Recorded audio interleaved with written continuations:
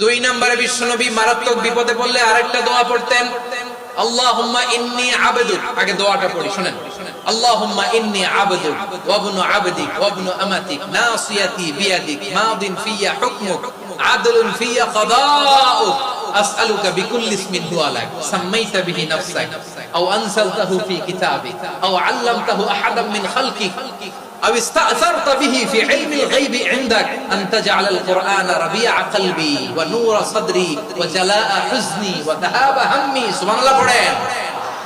বিষ্ণু বলতেন আল্লাহুম্মা ইন্নী আবদুক, ও আল্লাহ আমি আপনার গোলাম, ওয়াবনু আবদিক গোলামের ঘরের গোলাম, ওয়াবনু আমাতিক বাদির ঘরের গোলাম। মানে আল্লাহ আমি আপনার গোলাম, আমার বাবা আব্দুল্লাহ ছিল আপনার গোলাম, আমার মা আমিনা ছিল আপনার বাদী। মানে আমরা গোলাম বংশের সব গোলাম।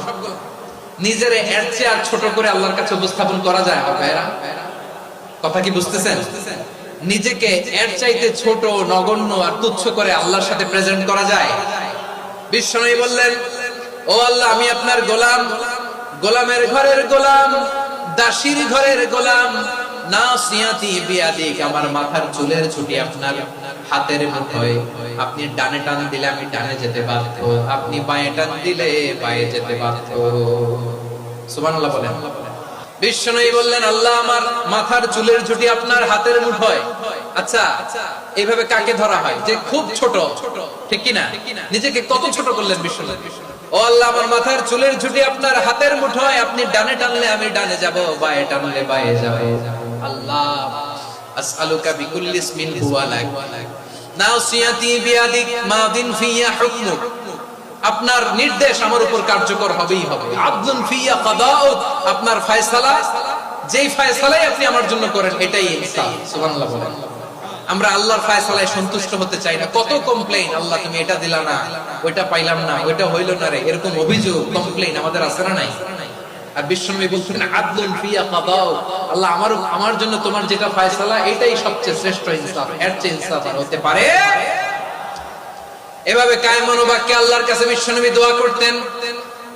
এরপরে বিশ্বনবী বলেন, আল্লাহ তোমার যত নাম আছে সব নামের ওসিলায় দোয়া করি, যে নাম তুমি আমাদেরকে জানিয়েছো, যে নাম তুমি আমাদেরকে জানাও নাই, যে নাম তুমি কোরআনে নাজিল করেছো, যে নাম নাজিল করো নাই, যে নাম শুধু নবীদেরকে জানিয়েছো।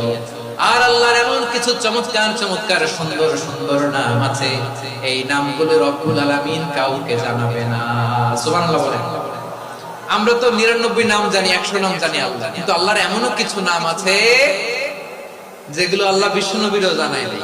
এগুলো আল্লাহ ইলমুল গায়বে রেখে দিয়েছেন। দোয়ার সময় বলবেন, আল্লাহ তোমার যেই নামগুলো জানি, যেগুলো জানি না, যেগুলো কোরআনে আছে, যেগুলো নাই, যেগুলো নবীরে খাস ভাবে জানাইছো ওগুলোর উসিলায়, যেগুলো কোনোদিন জানাবাও না তোমার ওই নামের উসিলাও তোমার কাছে চাই। আল্লাহ কোরআনকে আমার হৃদয়ের বসন্ত বানাও, আমার বক্ষের জ্যোতি বানাও, আমার চিন্তা দুশ্চিন্তা তুমি দূর করে দাও। বিশ্বনবী বললেন, এই কালিমাগুলো, এই বাক্যগুলো পড়ে যদি কেউ আল্লাহর কাছে ফরিয়াদ করে, তার হৃদয় থেকে দুশ্চিন্তা কাটিয়ে দিবে কে?